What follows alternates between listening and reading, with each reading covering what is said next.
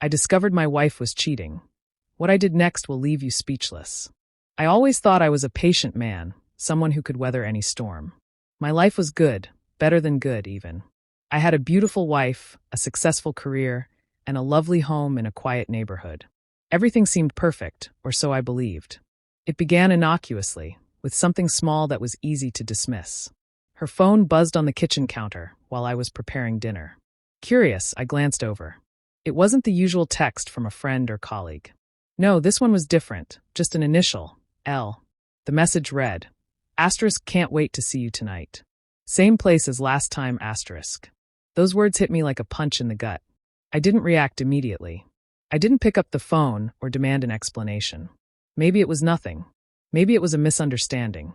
But something deep inside me, a voice I couldn't ignore, urged me to dig deeper. That evening, I asked her casually, "Who's L?" She smiled, kissed my cheek, and dismissed it. "Just a colleague. You know how work can be." Her response seemed genuine, but something didn't sit right. I wanted to believe her, but doubts lingered. I started to watch her more closely. It was subtle at first, the way she clung to her phone, leaving the room whenever it buzzed. My gut told me she was hiding something. I didn't confront her. Not yet. I needed evidence, proof that would erase any shadow of doubt. When she was in the shower, I went through her phone. I know it's wrong, but betrayal can skew your moral compass. The messages were all there, dozens of them. Flirtatious, suggestive, and unmistakably intimate.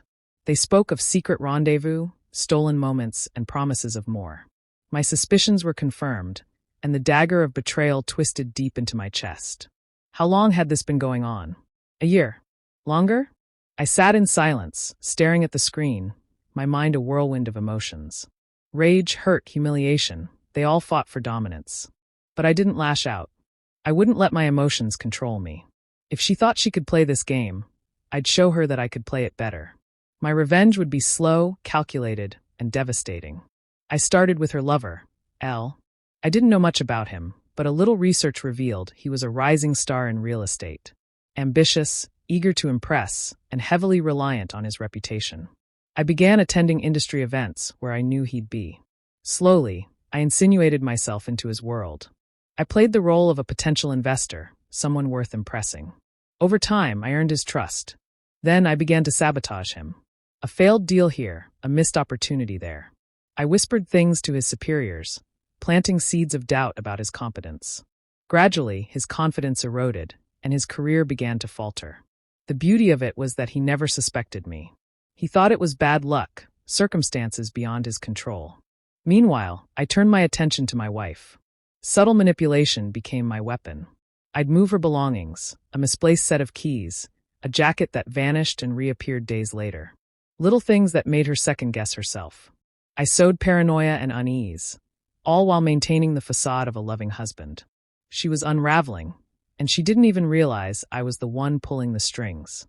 When the time was right, I delivered the final blow. I arranged a dinner with her lover, posing as an interested business partner. He arrived eager to secure a deal, but I had set him up for disaster. By the time the evening was over, his career was in ruins, thanks to a scandal I had fabricated. The next morning, I made sure my wife received a mysterious phone call, a tip about her affair. She turned pale as she listened, panic and guilt etched across her face. Finally, I confronted her. "How long were you planning to lie to me, Amanda?" I asked, my voice calm and cold. She tried to deny it, to spin a story, but it was futile. I laid everything bare, the texts, the lies, the betrayal. Her world crumbled before her eyes, and I savored every second of it.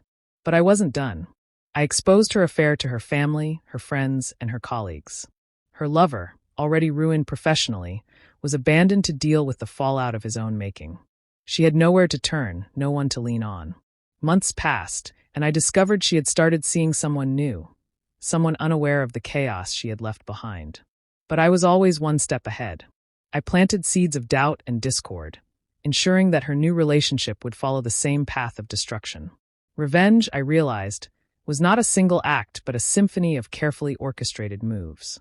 And I was the composer, conducting this dance of betrayal and punishment to its bitter end. If you have thoughts about this story, share them with us. Your feedback helps us bring you more compelling tales.